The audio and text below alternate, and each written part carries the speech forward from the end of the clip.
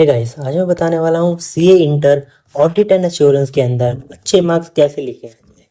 जैसा कि मैं आपको दिखा रहा हूँ स्क्रीन के ऊपर, ये है एक सीए इंटर की ऑडिट एंड एश्योरेंस की आईसीएआई द्वारा चेक की गई आंसर शीट, जिसके अंदर मार्क्स आए हैं 57 in total, which is theory के अंदर 29 मार्क्स आउट ऑफ 70, जो कि थोड़े से कम है। मैं वो भी बताऊंगा कि इसको इंक्रीज कैसे किया जाए।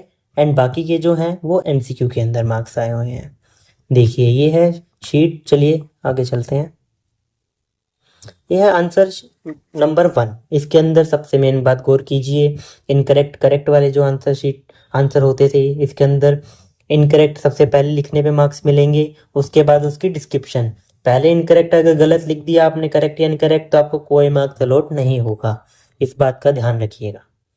देखिए, पहले इनकरेक्ट लिखे या करेक्ट लिखिए, जो भी है उसको अंडरलाइन कर दीजिए। ये बात बहुत इंपॉर्टेंट है। उसके बाद उसका एक पैराग्राफ बना दीजिए छोटा सा, जो कि 1 मार्क का हो। देखिए, इसके अंदर सारे इनके इनकरेक्ट करेक्ट सही हैं, एक को छोड़ के, क्योंकि वो ऑप्शन वाला था। आंसर नंबर 2 जैसे लिखा हुआ है वो ऊपर मिड में लिखिए, उसके बाद नीचे जैसे कि ये किया हुआ है ऐसे सॉल्व कर दीजिए। छोटे छोटे पैराग्राफ बनाइए, पूरा एक बड़ा पैराग्राफ मत बनाइए। स्टेप वाइज मार्किंग है तो आपको हर एक स्टेप के मार्क अलग अलग मिल जाएंगे। बीच में देखिए गैप छोड़े हुए हैं, ये गैप छोड़ने जरूरी है, वरना चेकर को समझ नहीं आता है कि नेक्स्ट पैरा कहाँ से स्टार्ट है, पहले वाला कहाँ से। चलिए नेक्स्ट क्वेश्चन देखते हैं। इसके अंदर भी एक सीधा सीधा अप टू मार्क आंसर लिखा गया है। ये आंसर लिखना बहुत ज़रूरी है लास्ट में, जो कि क्वेश्चन के अंदर आस्क होता है, उसका सॉल्यूशन जरूर नीचे देना चाहिए। आगे चलते हैं। आंसर नंबर 2 का सी पार्ट, ये स्टूडेंट का गलत है, बट इसका जो फॉर्मेट है वो सही है। बीच में छोटे छोटे पैराग्राफ बनाए हुए हैं, ऐसे की मार्किंग दी हुई है, बट वो आंसर ही गलत था, इसलिए उसके कोई मार्क्स अलॉट नहीं हुए। आंसर नंबर 2 का डी भी ऐसे ही प्रकार है।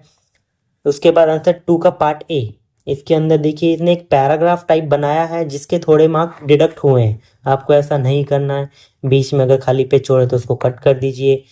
थर्ड का बी पार्ट, एक छोटा ऊपर पैराग्राफ, फिर छोटे छोटे पॉइंट्स बनाए हुए हैं जिसके आपको फुल मार्क्स मिले हुए हैं। ये बात बहुत जरूरी है कि हर एक पॉइंट नए लाइन से स्टार्ट हो, बीच में एक लाइन का गैप छोड़ सकते हैं, और ऊपर थोड़ा सा पैराग्राफ जरूर बनाएं। या ICAI का स्टैंडर्ड पैटर्न है। देखिए इसके अंदर किया हुआ है सेम टू सेम। ठीक है, नेक्स्ट क्वेश्चन में चलते हैं। थर्ड का सी पार्ट, इसके अंदर पूछा गया था कि change in finish goods and adjusted cash sales कैसे बताए जाएं। तो वो स्टूडेंट ने बताया था, बट वो दूसरे टॉपिक से रिलेट कर दिया था, इसलिए इसमें मार्क्स नहीं मिले। कारो का क्लोज इसको नहीं आता था, उसके अंदर भी इसको मार्क्स नहीं मिले थे। इसकी वजह से ही थ्योरी के अंदर इसके थोड़े मार्क्स कम है, जितने ये स्कोर कर सकते थे उससे।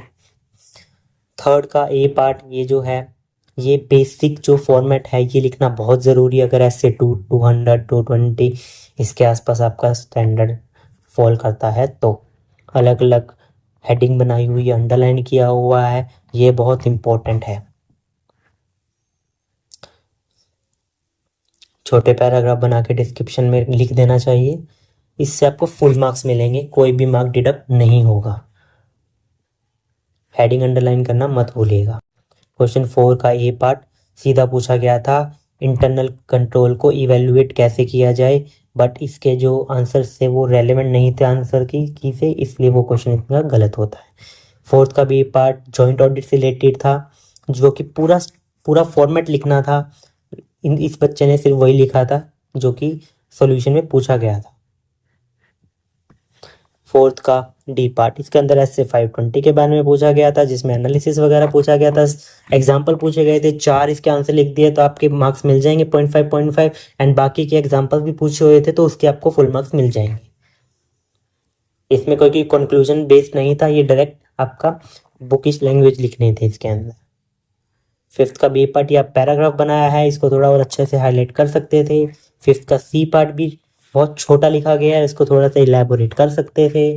बाकी फिफ्थ का ए पार्ट आपको अटेम्प्ट ज़रूर करना चाहिए, अगर ये आपने अटेम्प्ट ही नहीं किया तो इसके मार्क्स कैसे मिलेंगे।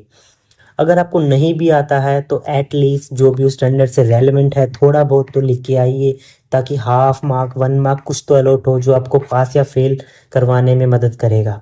फेल होते हुए 1 नंबर भी आ गया तो 39 से आपके 40 हो गए तो आप पास हो सकते हैं। स्टूडेंट की 57 मार्क्स आए हैं क्योंकि इन्होंने मेजरली जो मार्क्स है वो एमसीक्यू के अंदर लिए हैं। एमसीक्यू के अंदर इन्होंने 28 मार्क्स लिए हैं, बाकी के मार्क्स इनके थ्योरी में आए हैं। तो MCQ place a very crucial role, क्योंकि उसकी वेस्टेड वेटेड 30% है, बाकी 70% में से आप कितना लाते हो वो भी बहुत इंपॉर्टेंट बात है। तो ये हमारा डिस्कशन ऑडिट एंड एश्योरेंस को लेकर। आपके कुछ भी कमेंट्स है, फीडबैक है, ज़रूर मुझे कमेंट सेक्शन में बताइए। नेक्स्ट वीडियो के लिए सब्सक्राइब जरूर कीजिएगा। Thank you very much.